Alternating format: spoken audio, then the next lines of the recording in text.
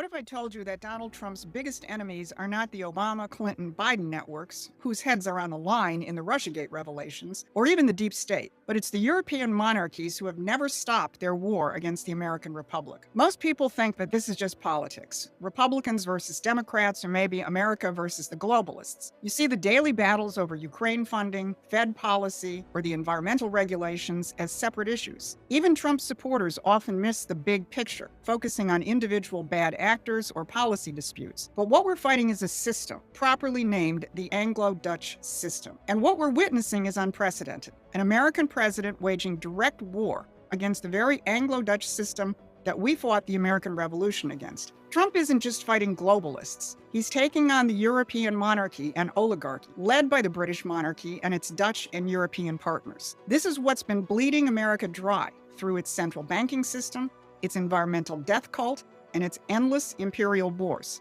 I'm Susan Kokinda, and I've been tracking this imperial system for over 5 decades.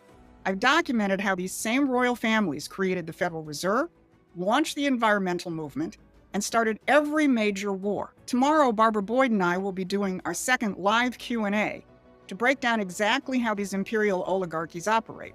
Sign up for our free newsletter at Promethean Action to get the details. But today, I'm exposing 3 fronts in Trump's war against the European oligarchies. First, how King Charles and the Dutch are desperately keeping Ukraine burning.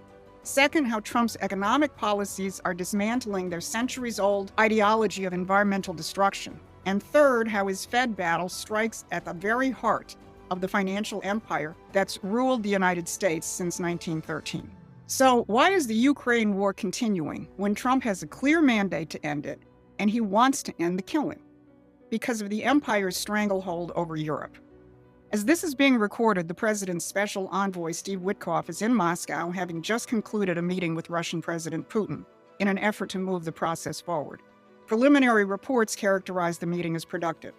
But it's hard to negotiate when there are other parties on the battlefield. So look at this.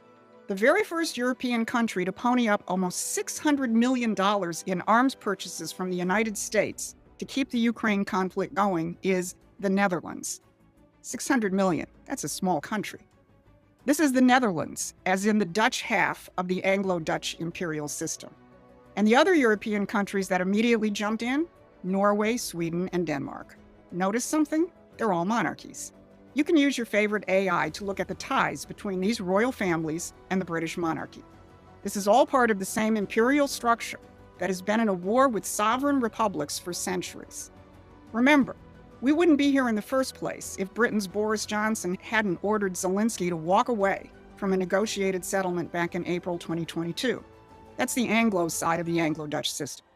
And don't forget Zelensky's 2 visits with King Charles this year.